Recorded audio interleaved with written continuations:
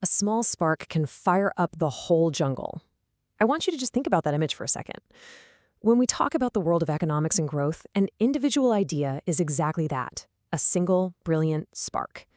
And a nation's economy? Well, that's the vast, dense jungle just waiting to be ignited. Welcome to This Explainer. Today, we are on a mission to totally demystify entrepreneurship. We're going to strip away all the corporate jargon and move this concept from just a trendy, everyday buzzword to what it truly is, an absolutely concrete, powerful engine of both national growth and personal transformation. Okay, here's our roadmap for today. Number 1, the entrepreneurial spark. 2, bridging the gap. 3, engine of nation building. 4, the 10 commandments. And 5, embarking on the journey. Let's dive right in. Section 1, the entrepreneurial spark. Let's look at societal needs and business. So before we can really get inside the head of an individual entrepreneur, we kind of have to step back and look at what business actually achieves at a broad level. On one side, we have society's demands, what people actually need and want. On the other side, we have what is currently available in the market. Business is essentially just the economic activity of catering to those societal needs. But constantly, there's a space, a literal void between these two sides. We call this the gap. Society's unmet needs create this open space, and the entrepreneur is the specific solution that acts as a bridge right across that gap. It just goes to show opportunity is always present if you know exactly where to look. Section 2, bridging the gap, the role of the builder. Because, an entrepreneur isn't just someone sitting in a coffee shop with a cool idea. By definition, they are a self-employed person willing to take a calculated risk and bring a new idea to start a business. Notice the word calculated there. It's a very active process. It involves deep innovation, putting together a real business plan, having a relentless focus on meeting customer needs, and here's the kicker, navigating true financial risks in the hope of making a profit. They don't just stand there observing the gap, they actively build the bridge to close it. Section 3. Engine of nation building, macroeconomic upliftment. Let's zoom out to the macro level for a minute. When an entrepreneur succeeds, they don't just employ themselves, right? The most direct benefits we see are employment generation and wealth creation. They become a source of direct and indirect jobs for so many others, acting as a true vehicle for economic momentum. Plus, by establishing a business entity, they invest their own resources but also attract capital from investors and lenders.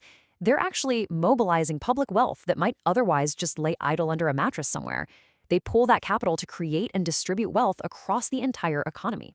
And all this localized creation, it builds massive economic independence. Entrepreneurs are literally the backbone of national self-reliance. By manufacturing indigenous substitutes to imported products, using local resources, they actively reduce a country's dependence on foreign nations. They even open up possibilities for exporting these goods and services to earn foreign exchange. That's how you ensure a robust, self-reliant economy that can stand entirely on its own 2 feet. But wow, the cascading effects don't stop there. New businesses add straight to the national income. This provides the government with higher tax revenues, which can then be pumped right back into struggling sectors and human capital development. And when entrepreneurs set up shop in rural or underdeveloped areas, we get balanced regional development. But perhaps most importantly, they increase the overall standard of living. They adopt innovations that solve massive, real-world social problems, things like poverty, women's empowerment, and financial inclusion. They literally change the way a community lives and works for the better. Section 4, the 10 commandments, the traits of an entrepreneur.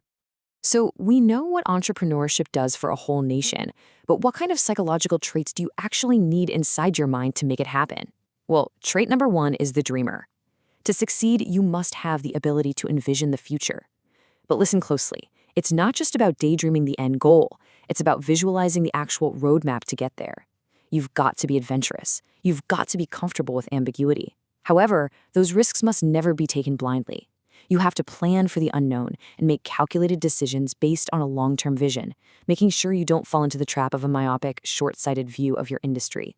Now, I'm going to skip ahead for a second to the absolute anchor of all these traits, Commandment 10, the people's person. Ultimately, business is fundamentally just about people. Whether it's your customers, your employees, or your stakeholders, your success is almost always determined by the number of people who trust you. So you need profound empathy. You need the ability to motivate a team, persuade, negotiate, and build absolute trust to make sure your product is actually accepted in the market. Look, if you can't connect with people, the best idea in the world is just going to stall. So here is the master checklist. I highly encourage you to mentally check these off as we go through them. We know you need to be the dreamer and a people's person, but you also must be creative. You have to generate new ideas and stay adaptable when things change. You must be optimistic to kill doubt and keep your team upbeat. You absolutely must be passionate. You have to be determined to persevere when things get really tough. You must be organized in your workflows, independent in your thought, and a strong leader. And let's not forget number 9, resourceful. In business, problems are not a matter of if, but when. You have to manage your time, money, and effort with intense purpose, constantly gathering new resources to ensure your operations run smoothly. Section 5. Embarking on the journey.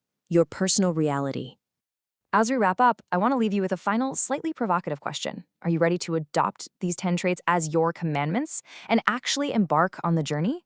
Whether you are just about to start, maybe you've just entered the entrepreneurial space, or you've been fighting in it for a while and haven't quite seen success yet, the real key is to institutionalize these qualities into your everyday life. Grasp that gap in society, take the calculated risk, and become the next spark that fires up the jungle. Thank you so much for joining me in this explainer. And as always, keep learning.